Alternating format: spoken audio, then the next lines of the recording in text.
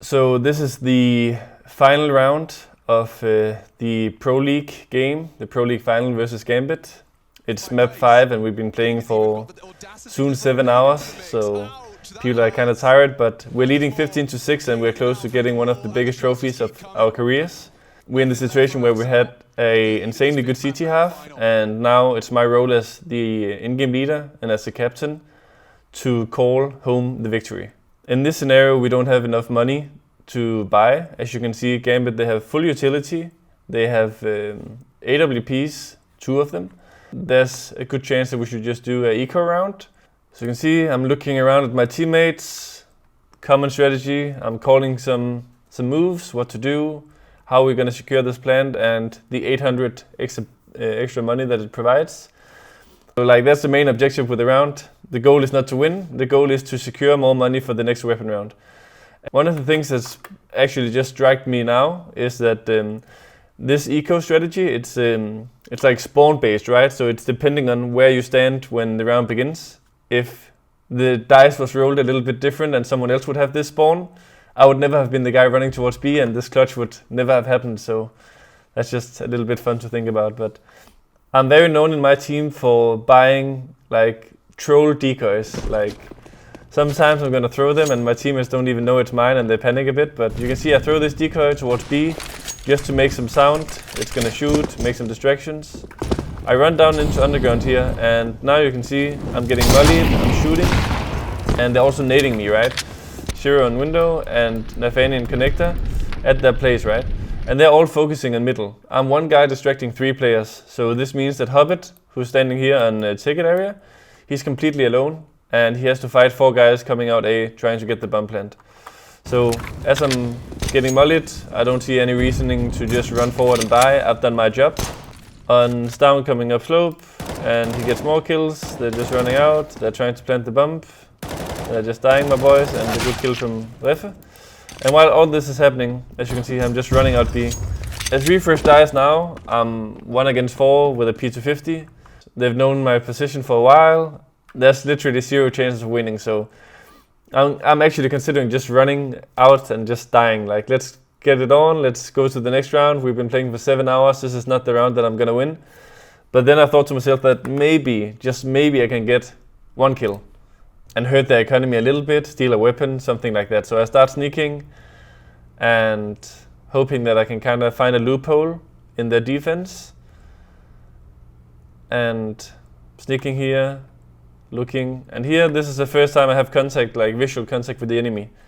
And it's Shiro who has his back turned. So my first thought when I'm playing a pro game and I see someone with their back turned in a situation like this is, his back is turned because someone is watching his back, right? So who was watching his back? Well, if you open the map here, you can see Exile was watching his map. He was short and he pushed middle all the way here. So Exile is calling that there's no way I can be behind probably. And I don't know this at this point, but that's why when I go here, I'm not looking for just this 1 kill. I'm looking to see if I can get more, right? So I'm looking for connector, I don't see anyone. And this is where I pull out the karambit and I go for the knife. And many people have asked me, why did you do it? There's different reasons, right? One of them is obviously the economy, which we talked about from the beginning of the round. It's the main goal. You get way more money for knifing an opponent than just killing him. The second is also to show a bit of dominance towards my opponent, because it's never fun to get knifed, and we're in the 5th map of a final, and I want to show that I'm not scared to make moves, to take chances. And there's also a slight chance that if I shoot him, the orb is just gonna fall down into sandwich and I won't get it. So I see the guy in palace, I knife this guy, and then what I want to do is I want to get the orb and then strafe in behind stairs, right? I hit my console button and I can't strafe in as clean as I would like, but I pick it up, I go for this peek, get this kill on stavn, who's over peeking. He's oh, this guy is low HP, he just has a pistol, maybe he picked up the orb, but let's just peek him together. And as soon as I got that kill on stavn, I had a feeling that I was gonna win it, because he was being overly aggressive. And as soon as you give me a finger, I'm gonna grab your whole hand. So what happens is I go up here, I hit Inter's first bullet through the boxes, I hear that, like some blood splashing. It makes like a sound when you hit someone through a box. I go for a second one, and this is where the adrenaline is really pumping, because so many things has happened in the last 15 seconds, right? A knife kill, Nathani pushing me, picking up the orb, going behind stairs, double wall bang. And right now I'm looking for the last player, and Refresh, I was asking, do you know where he is? Do you have any clue where he is? And Refresh told me that he might have seen his head behind the boxes inside.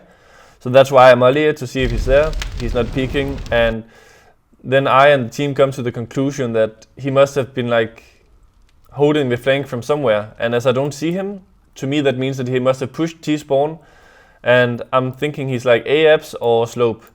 So as I'm looking here, I don't see him apps, I don't see him sandwich.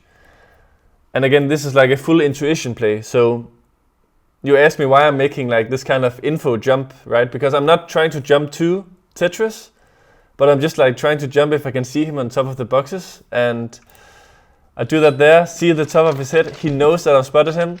And this is where the tension just rises for every second that I'm just watching with the scope creeping. He knows that I'm coming for him. So I'm afraid that he's gonna wide peek and just strafe at me. And he's afraid that he's just gonna sit in the corner and wait and gonna get peeked by an orb, right? So the games begin here. I'm watching, and I feel like if I don't see him, he must be jumping up at some point, and he does. And at the perfect timing, I flick up, and yeah, that's where it ends. So if I would have to give any tips to people who watch this clutch and things that you could maybe include in your own clutching, I would say that there's like 2 things which is very important to focus on. One of them is that when you're alone against multiple players, what you really want is to try and isolate fights and make sure that they can't fight you at the same time. And I make that happen with having the stairs, which I can like hide in and peek out from. The second part that I really want to emphasize is you are in a clutch like this, it's important to try and visualize what the movement of the opponents can be. Because if you're just like full on guessing all the time, the chances of figuring out where the opponent can be is simply very low. So for me, what gave away Exile's position, you have to rewind all the way back to the first kill, right? From where Shiro had his back turned to a position, I figured out that Exile must have been covering this, and that's the reason why I in the end made that kind of information jump, figured out where he was and punished him. The position of how a guy looks, if a guy has his back turned, you need to think about that some teammate is probably watching his flank and what position could he have. Thank you so much for watching this guide on how the clutch happened. I hope that this is going to give you some extra power in your clutching abilities.